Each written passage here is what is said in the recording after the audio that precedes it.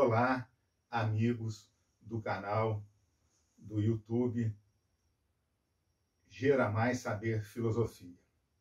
Dando prosseguimento ao nosso último vídeo, continuaremos hoje a investigar acerca dos adversários da filosofia. Se acaso lhe fosse perguntado quais são os adversários da filosofia, você saberia responder?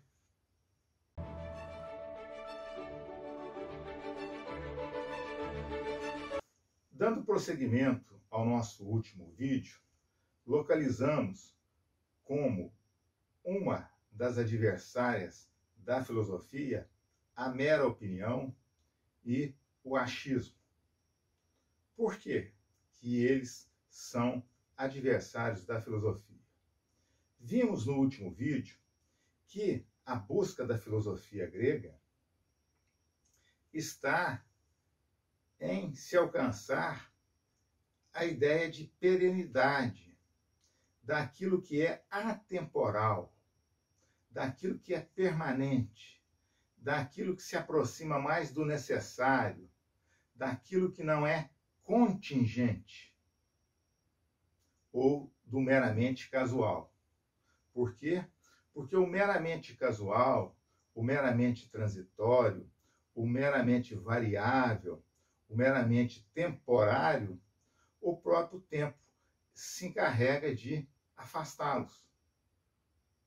A pergunta grega, então, é a pergunta radical da razão: o que é o ser? E para se perguntar o que é o ser, é necessária muita reflexão para se chegar a tal desiderato. Desse modo, localizamos em nosso último vídeo o achismo, a mera opinião, uma vez que eles não possuem consistência ontológica. Volto a dizer, da língua grega, é ser ou existir. E logos é logia, lógica, razão, tratado racional acerca do ser, acerca do existente. Então, o que é o ser? Uma vez, então, apontada, indicada, detectada a primeira adversária da filosofia, que é a mera opinião ou achismo, refletiremos agora acerca da segunda ou do segundo adversário da filosofia. Conforme estamos lecionando, a filosofia busca padrões existenciais que se repetem, porque a filosofia está em busca de algo mais perene, de algo atemporal, de algo que é verdadeiro fora do tempo histórico e fora das fronteiras geográficas. Então, a filosofia, ao buscar esses padrões existenciais, ou o padrão de ser, o padrão do existente, ela faz sempre a pergunta radical da razão humana: o que é o ser ou o que é o existente? Encontrado a primeira adversária da filosofia,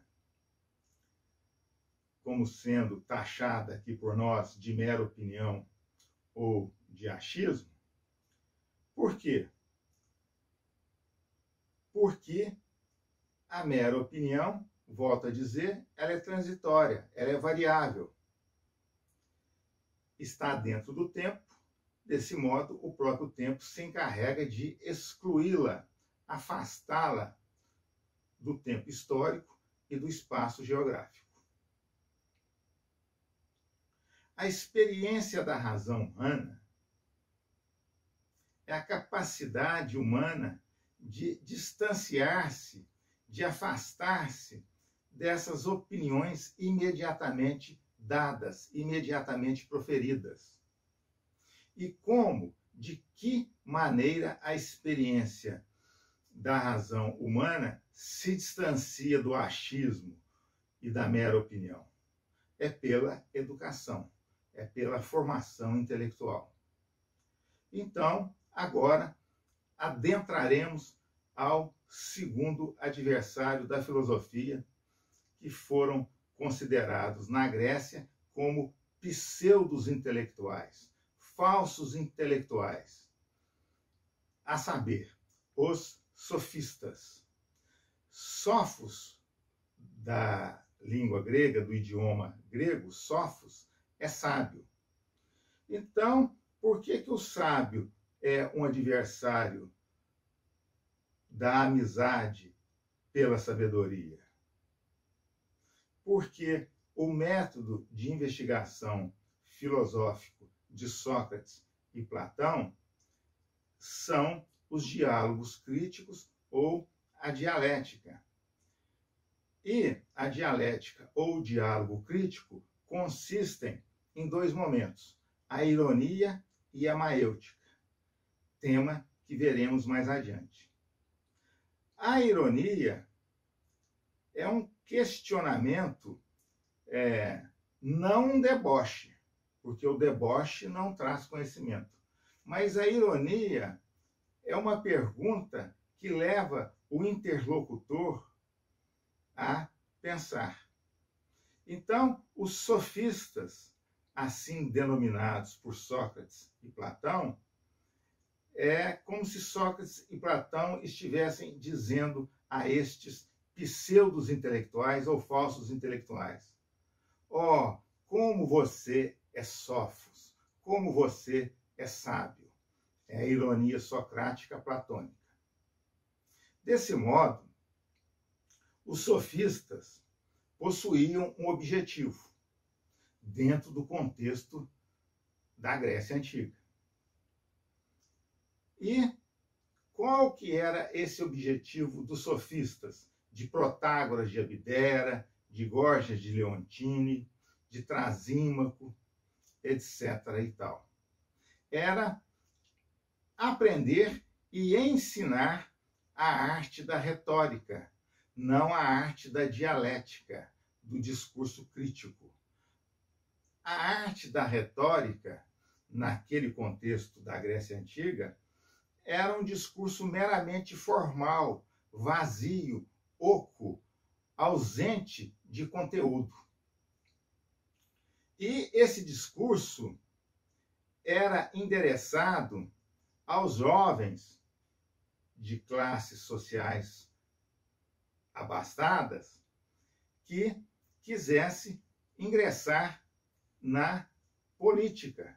Então, os jovens que pretendiam ingressar na vida política, na ação política, recebiam lições dos sofistas acerca da retórica.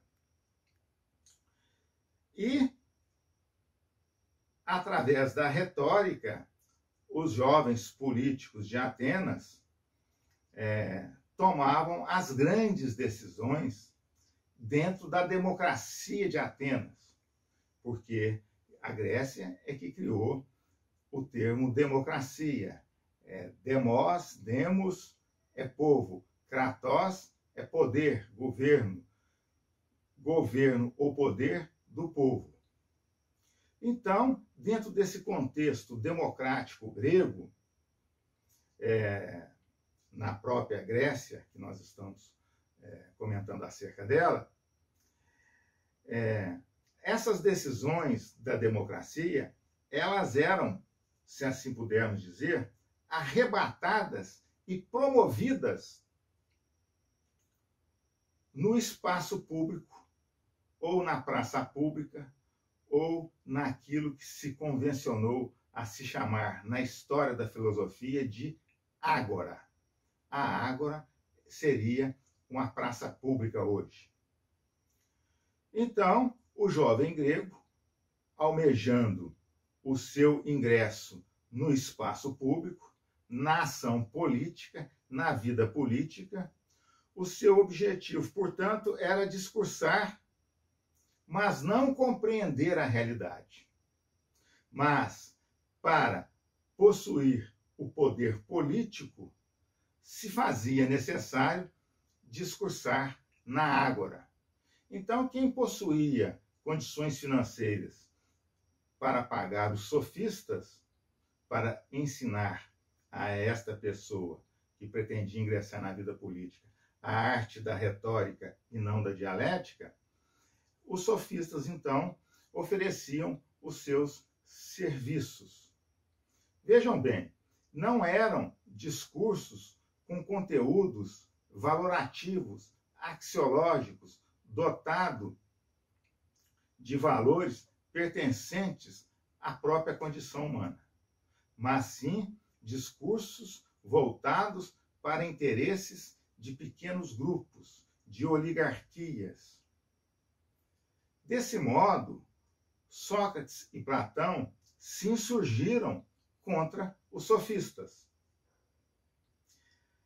Então, Sócrates dizia, assim como Platão, o discípulo de Sócrates, antes do jovem se dedicar à vida política, é necessário que esse jovem aprenda valores humanos, defenda valores da coletividade, defenda valores e interesses sociais e não interesses particulares. E não procurar convencer a população através da persuasão, mas convencer a população através da busca da verdade. Desse modo, era necessário submeter a vida política à reflexão para Sócrates e Platão. Vejam bem, então, que está havendo aí uma altercação intelectual entre Sócrates e Platão versus os sofistas. Por quê? Porque na visão de Sócrates e Platão é necessário submeter a vida política à reflexão filosófica. Então, para se praticar a ação política, é necessário primeiro aprender a reflexão filosófica, ou seja, a própria filosofia. Quando Sócrates perguntava, por exemplo, aos sofistas e os jovens o que era a justiça, os sofistas diziam: justiça em qual cidade? Sócrates rebatia dizendo: em qualquer cidade. O conceito de justiça tem que prevalecer em qualquer espaço geográfico, em qualquer tempo histórico. Por isso que as questões colocadas pelos grandes filósofos gregos são atemporais e espaciais. Por quê? Porque elas transcendem, superam o mero espaço geográfico e o mero tempo histórico. Aquilo que permanece dentro do espaço geográfico e dentro do tempo histórico é contingente, é casual, é transitório, então não é uma verdade mais consistente. Daí, então, Sócrates responder aos sofistas com a seguinte frase: justiça em qualquer lugar. Não justiça em Atenas, não justiça em Esparta, não justiça em Tebas, em Abdera ou na ilha de Samos, mas sim a justiça em qualquer lugar.